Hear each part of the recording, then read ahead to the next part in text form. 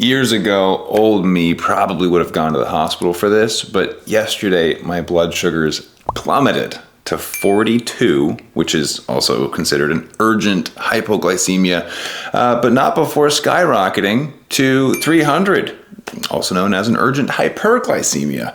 Now, both of which could easily be a reason to go to the hospital for very different reasons.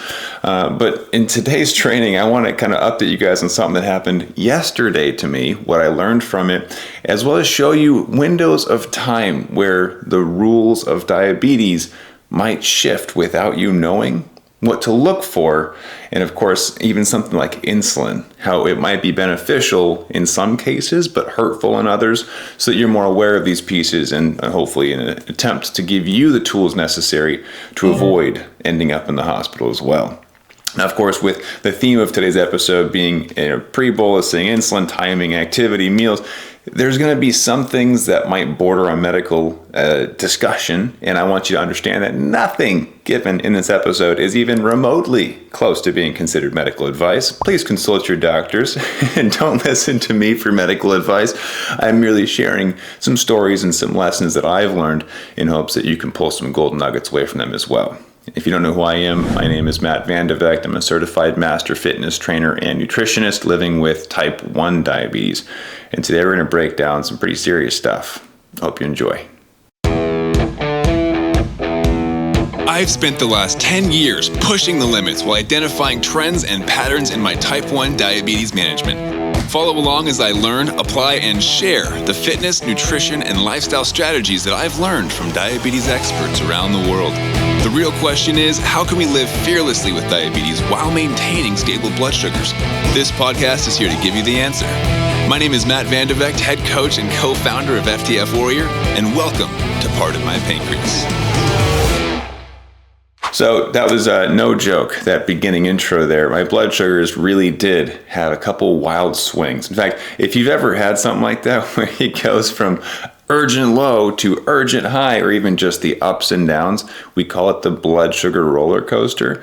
I'll be honest, it's been a little while since I've seen those numbers, and I was pretty frustrated. Had some emotions come up, and I was a little angry at myself, but also at the situation. And if you're on YouTube, let me know if you've ever had the blood sugar roller coaster or found yourself getting mad at the blood sugars, even though they're just numbers, because I certainly do. But the experience that I had surrounds my training for half Ironman, which at this point is less than 2 weeks away. And I am both thrilled and nervous, which, fun fact, the brain can't really differentiate between excitement and anxiety. So it's the same feeling, basically. It's going to be a blast. I know it will.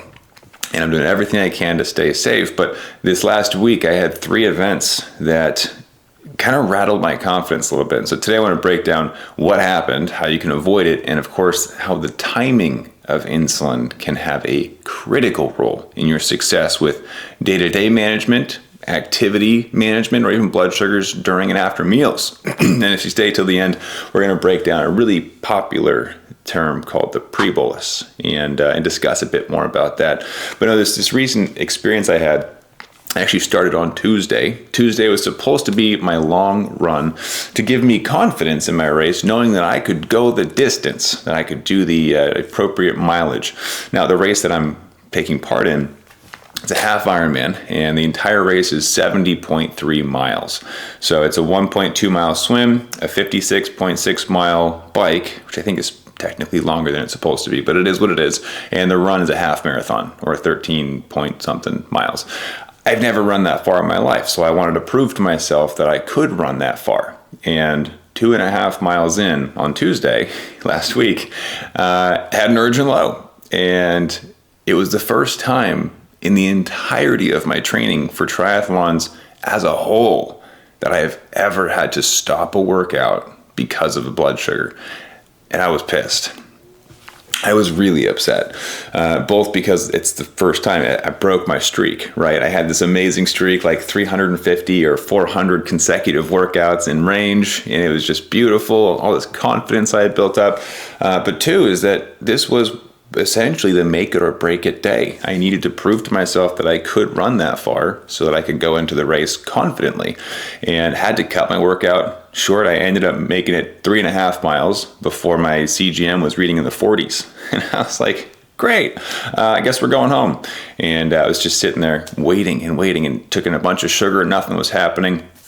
And we're going to circle back to that example and kind of break down why it happened in just a sec. But before we do, the second example is actually 2 days later. And if you heard a few episodes ago, I talked about fear and type 1 diabetes when I had a hypothermia event. When I was practicing my open water swim, I came out violently shaking for 30 minutes. This whole training has been challenging, to say the least. But the second run that I went on was the true make it or break it event, because I had failed 2 days previous, right, where I had the urgent low. And I thought, okay, this is it. You got to get on and face your fears again. That urgent low kind of wiped you out that day. You need to prove to yourself you can run the distances. So I hopped back out there, and 2.5 miles in, as luck would have it, urgent low looming. My blood sugars were starting to drop really fast again. I said, there's no way I'm letting this happen. I chugged my whole bottle, which is 100 grams of sugar. And I said, you know what? I'm going to be here for 10 miles anyways. I'll be able to run that glucose off after it spikes. I just need to get my blood sugars up. And unfortunately, I did not stock my bag with the full amount of sugar that I typically bring on a long run like that. And so through a mixture of strategies where I was digging through my gym bag and found some protein bars and decided to eat protein bars while I was on the treadmill. That's not good for your stomach. Found some goo, which is like a sugary gel substance, and turned my pump off for increments of time during the run. Long story short, I actually never went low. The lowest I got, I think, was like 82. Highest I got was 138. Almost didn't make it. But as it started coming back down, I crossed the 10-mile marker and said, you know what, that was my milestone. I feel good about 10 miles, and I was able to succeed. And about an hour later, I was 200. I thought, what the heck, man? So these are two different examples. One where I went low and had to stop. Oh, and after that one, I did actually end up going high as well. This one, stayed in range and then saw a very delayed response in the blood sugars. And yesterday's experience where I went out for a leg workout and then a 5-mile run, and blood sugars crashed, and I think we ended up at 300 afterwards. So completed the run in range, everything looked great, went home, took a shower. I was at 117, I think, or 110, something like that. I thought, yes, I did it. Confidence is returning. And within an hour, I was 300. And it was frustrating. Now, there's a number of reasons this happened, but ultimately, the overarching theme for today is going to be the timelines of your blood sugar variables. So the timing of the things that we introduce play a massive role in the stability, or lack thereof, of our blood sugars. So a great example of this would be if I ate, let's say, 20 grams of carbs, and one of them was a salad, right? Broccoli, leafy greens, cruciferous vegetables, 20 carbs in the salad. And then I also had a different meal that was 20 grams of carbs of juice, right? Those are very different responses, but the numbers are technically the same. Similarly, if I were to introduce, let's say, the juice during a run, it might not do a whole lot because the run itself is balancing out the juice. The run causes a drop, the juice causes a rise. But if I had the juice an hour before my run, it would spike first, and then I would get stuck high, and then the run would bring it back down. So a big part of our goal with diabetes is just matching up those timelines so that when they balance out, it's in the moment. And we're not seeing large fluctuations, blood sugar roller coaster, right? So when I look at these different experiences that I had retroactively, and my clients, we call this retroactive analysis, where you assess the past, right, and see what happened. The first run where I had an urgent low, it was real, and kind of knocked me off my feet for a bit there. That one I contribute now to a bad insulin pump site. The insulin that I had taken, which was just about 3 hours before that run, it did not finish circulating. And so immediately upon moving, because the site was in my glute, right, or my butt, I increased the blood flow, and it really did its work. It did what it was supposed to do, right? And because my insulin on board read 0, I have my insulin on board set aggressively to 3 hours, because for most of my sites, the insulin's done by then. At 3 hours, I went for this run, and there was likely still some insulin in circulation from a large dose that I took for breakfast. And so the remainder of that insulin that was still in circulation was still active. We call that active insulin on board, if you want to search that in our YouTube channel. That really took its toll, right? And I tanked. In that one, I actually did consume an enormous amount of sugar, and it felt like it did nothing. It was wild. So the first example was likely existing insulin from hours before. So this is the timeline thing again, right? The introduction of insulin 3 hours roughly before my run, which typically is fine, but because of the poor absorption and circulation in that site, I likely have some scar tissue there. That my theory is that that insulin was still active and ready and waiting. And so when I finally did get moving, the insulin also got moving. Now, the second event where I noticed that the sugar I did consume took a little while to catch up, but it never went low. It did finally catch and then stabilized. Ended up being, again, my theory, based on the protein bars that I consumed instead of fast-acting sugar. So the nice slow rolling rise that I saw from 82 to 138 to 126, and that's kind of where I cruised out and ended my run at, I ran 10 miles and stayed between 82 and 138. That's wild, right? That's really tight control. I was really happy with that until I got home. And then the digestion finally caught up. And in that example, and this is something that actually has been proven, when we are active, especially in something like running 10 miles, right?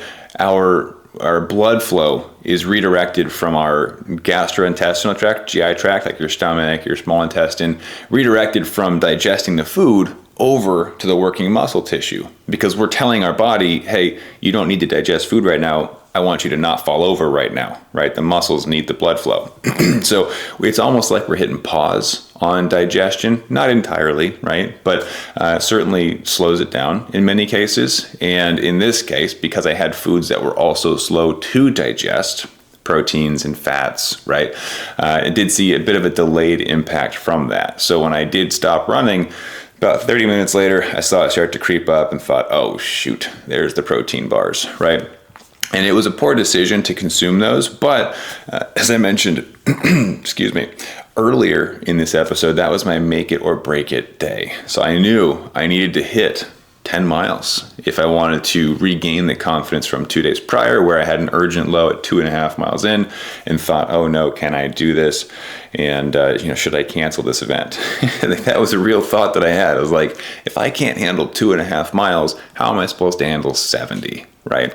So this second experience was likely, or I'd say mostly attributed to a delayed in digestion, both because of the fuel selected. Protein bars are a lot slower digesting than sugar water, which is what I typically consume.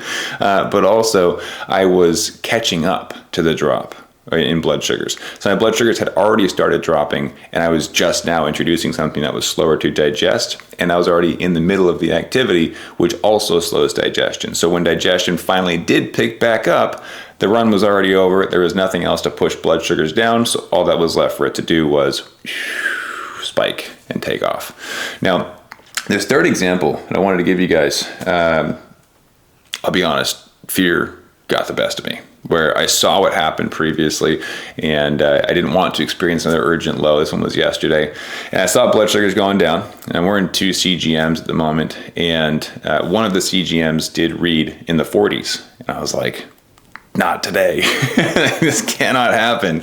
I need these confidence boosters. It's only a week and a half or 2 weeks away from my race. And so I took all the sugar in, and blood sugars cruised again, 70s, 80s on my second CGM. The other one I found out was wrong. It went into the 40s and then stopped working. I was like, should I be worried, or is it just that it was a failed sensor? And then it came back later. It was in the 70s. So looking at the data, blood sugars cooperated well enough during the run, and immediately after the run, the rest of the sugar caught up. I responded in a panic when I saw the 40s, and I was like, I I can't let that happen again. Just drink everything, right? And I chugged my water bottle. And considering it was only a 5-mile run this time, I did not need my whole water bottle, which is 100 grams of carbs, right? For a 10-mile run, absolutely. I ended up needing, I think, 150 carbs for the 10-mile run. And this one did not need the full water bottle. So unfortunately, fear got the best of me. Human error. This is another one that a lot of us talk about, or don't talk about. A lot of us experience, we don't talk about because we don't know we're making mistakes a lot of the times, because these are our subconscious decisions, right? Things that we act on because it's routine, habit, or out of fear, where fear drives our decisions. And those are the most difficult mistakes to correct a lot of the time, because if we're not aware of the mistakes we're making, how are we expected to fix them? Now, what I'd like to spend some time talking about is, in addition to the different variables at play here, the timelines, I want to talk about how I got the 300 blood sugar from yesterday back into range and spent the rest of the day 100% in range. So how did I remedy that situation, still end the day with a total above 90% time in range, which is what I'm known for, right? Actually, I haven't even checked this yet, so we'll do it live. We'll do it live. Anybody know that reference? So I'm going to look up my clarity reports right now. We're going to see what my current 90-day average looks like. Looking pretty solid. We got 95% time in range over the last 90 days. So that's I'm happy with that. Let's check out 7 days though, because I like to look at these to give me kind of a current report. Current report, we got 94% time in range. That's looking pretty good as well. So as somebody who has consistently maintained above 90% time in range for going on 5 years now, that's kind of my thing. And so when I see a 300, I know we got to take care of that before it wrecks my time in range. And so what I was actually able to utilize in this situation was the pre-bolus. Now, if you're unfamiliar with the pre-bolus, because I came back and it was lunchtime, the pre-bolus ultimately is just a term that describes taking insulin before you take your first bite. Now, in most doctor's offices and endo offices, they'll tell you if you are about to have a meal, you take your insulin for the meal, and then you wait like 10 or 15 minutes, and then you eat your food. And that's what I was taught eventually. I wasn't taught that on day one, unfortunately. But there are a number of clients that I've worked with type 1 like me, who were told either nothing about the pre-bolus, they've never even heard of it. And by the way, I don't judge my clients for not knowing these things. This is their doctor's fault, 100%, or their medical team, right? Their endocrinologist. So they're either not told about the pre-bolus or they were told not to do it. And that really upsets me. I sort of get the reasoning behind it. Doctors and endos would rather you not go low. They'd rather you go high, because highs don't kill you yet, but they'll kill you eventually. So I still prefer to stay perfectly in range if I can, right? But this idea of the pre-bolus ultimately is to try and balance out the timing of the insulin in circulation and the food that's digesting. That's the whole goal of the pre-bolus, right? In fact, if you want me to do like a full deep dive on this, drop the term pre-bolus. Maybe we'll do a whole video on it, and I'll draw it out on the charts. That'd be kind of fun.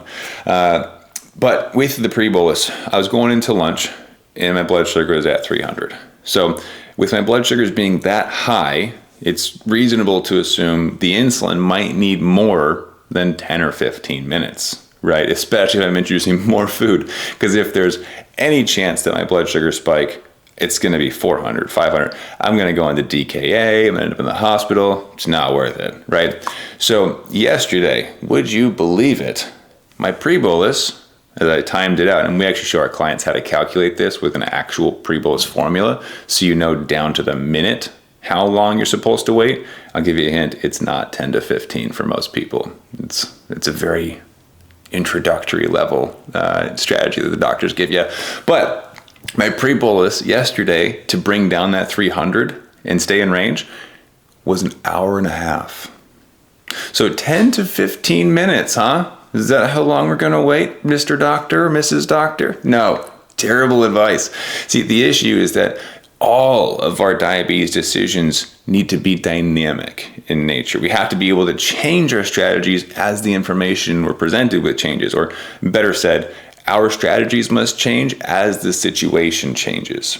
So if my blood sugars are perfectly in range, my standard pre-bolus, like how much time I give between insulin and first bite, typically about 20 minutes. And that's mine. by the way, not yours. You have your own unique pre-bolus formula, okay? And there's a number of variables that go into play there. But if you want to understand it better, because I think this will help. This is an analogy that actually one of my friends gave me, who's a medical professional. She's one of the few good ones out there. So shout out to her. But she gave me this example that she tells her patients. And I thought, this is fantastic. I got to tell you guys about this. So the pre-bolus, the entire goal being we're balancing our insulin and our food. She explains it as two friends going to a party. Right? Now, those two friends live at separate houses, and of course, nobody wants to get to the party without their friend there, right? Because then you're standing in the corner just kind of twiddling your thumbs, and you don't know anybody there, and you're like, I'm just going to go home. Or like you find the dog, right? That's what I always did. I'm going to go pet the dog until my friends get here. But the goal is to arrive at the party you're going to with your friend at the same time as your friend. Right, but the issue is that you and your friend live separately. Like you live in two different neighborhoods, and let's say you live further away from the party than your friend does. Your friend lives closer. So you have to leave earlier than your friend does in order to get to the party at the same time. So what we're looking at now is how much further away from the party are you than your friend is. And this is what the pre-bolus is. It's just trying to figure out how much further away does it have to be. So in this example, let's say that you live 20, we'll take my pre-bolus as an example. Let's say you live 20 minutes away from your friend, and then your friend leaves 10 minutes away from the party.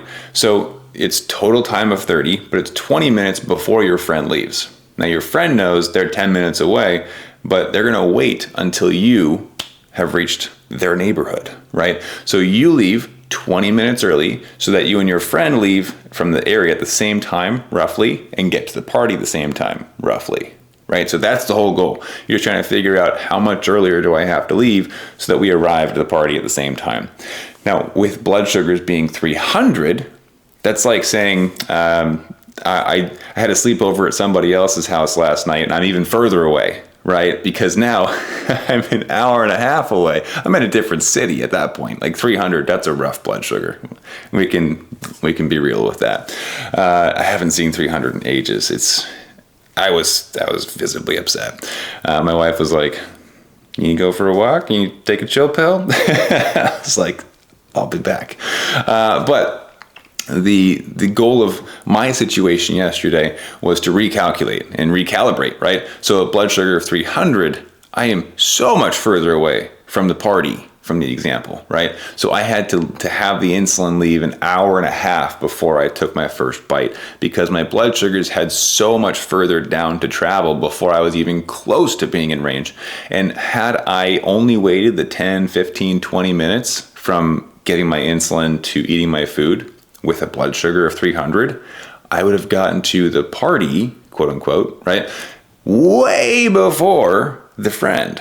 And in this example, that would mean a blood sugar spike. So if the timing is off, if insulin leaves too early, right, like you end up catching up with the food, the food hits first. Wrong example. There we go. If the food leaves too early, or if the insulin doesn't give it a head start, and they both leave at the same time, i.e. if you took your injection and then took your first bite at the same minute, your blood sugar is going to spike, right? It's just not going to work out. The food gets there first. That's no fun. Now, if the insulin leaves way before, like let's say you take a 45-minute pre-bolus when your blood sugars are already at 70 or 80, right?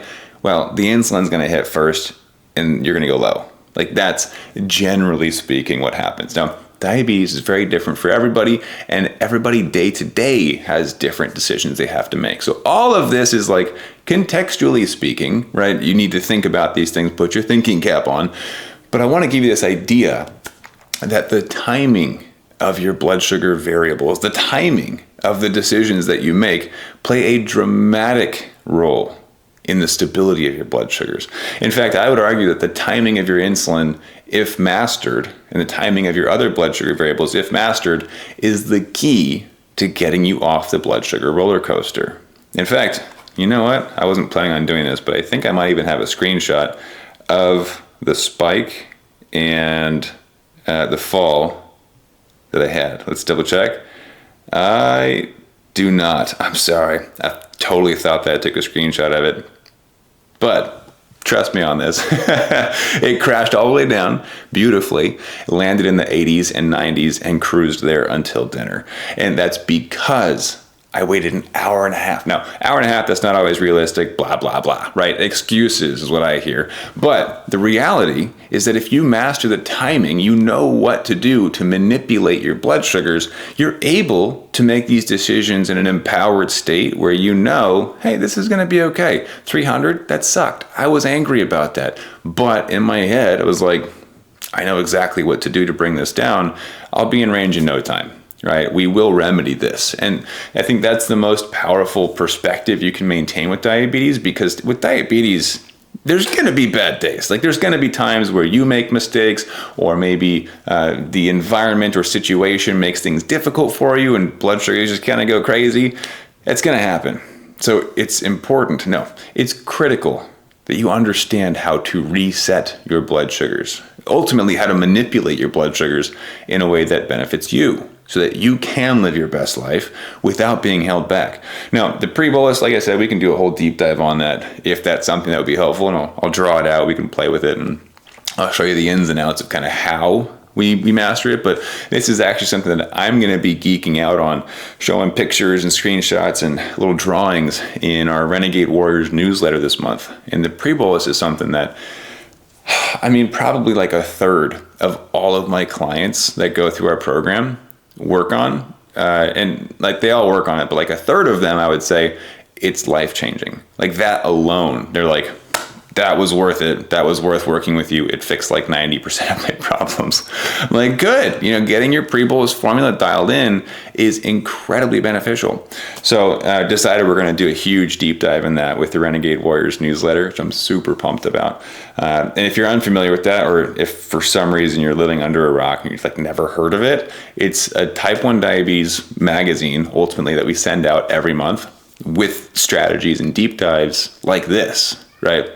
Where I'm going to be going into the details of how do you decide what the pre-bolus is? How do you know if it's 10 or 15 minutes? How do you know if it's an hour and a half like it was yesterday for me? How do you know if it's like negative 10 minutes? No one's talked about a negative pre-bolus before, right? There are circumstances that require you to change this. And if you don't, this is something that by itself could lead you into an urgent hypoglycemia or urgent hyperglycemia. Both sides of the equation. If the pre-bolus is not mastered, that alone could be a huge shift in your life. If you do not know the pre-bolus in and out, how to change it for different types of foods, different levels of activity that day, or different starting blood sugars, highly recommend you jump into the Renegade Warriors newsletter. In fact, you can't technically jump in right off the bat. Like you have to check it out first. I don't let anybody just like jump in and buy it. You actually have to get the free one first. Because I want to make sure that you like it, that you actually find value in it. And oftentimes it's just like 20 or 30 pages. So it's chocked full of value, but it's not so much that you can't read it in one sitting, right? So let's go out every single month. You can actually grab one, like I said, the free one at renegadenewsletter.com. And I'll put the link in the description as well. But going to be doing a whole deep dive in the pre-bolus, which I'm pumped about, because I think that that's one of the biggest doors we can swing open. You know, it's like with diabetes, if you can master the pre-bolus, it's like half the battle. So all that to say, I went on the run that I did 3 times in 1 week. Every single run had different outcomes. There were different variables at play. One was scar tissue and insulin absorption. Another was, digestion was slowed down, right? And I chose the wrong foods. It was the same carb counts, for what it's worth. I think that's interesting. Same carb counts, completely different outcomes. And then day 3 was my own fear, my subconscious getting in the way, right? And so be aware of these things. Understand that diabetes does shift on a day-to-day basis. And unless you know how to look for and identify those shifts, it can be a very dangerous minefield to navigate. So I hope this one was helpful for you. Again, pre-bolus, I'd start there. That's a big one. But overall, the timing of all of your variables are one of the most critical things to master if you are experiencing the blood sugar roller coaster. If you can master the timing of when to eat, when to exercise, when to take insulin, when not to take insulin, right? That's going to help you massively in resetting your blood sugars. And go grab the Renegade Warriors newsletter if you want to dive in with us into the pre-bolus. We've got a whole new training we're launching as well on the 3 levels of blood sugar impact and how to keep an eye out for those as well. So renegadenewsletter.com. Go check it out, see if you like it, and then you can decide afterwards if you want to keep it. But I hope you guys love this one. If you're on YouTube, be sure to check out the next video. I'll see you guys over in the newsletter. See you next episode, and keep up the fight.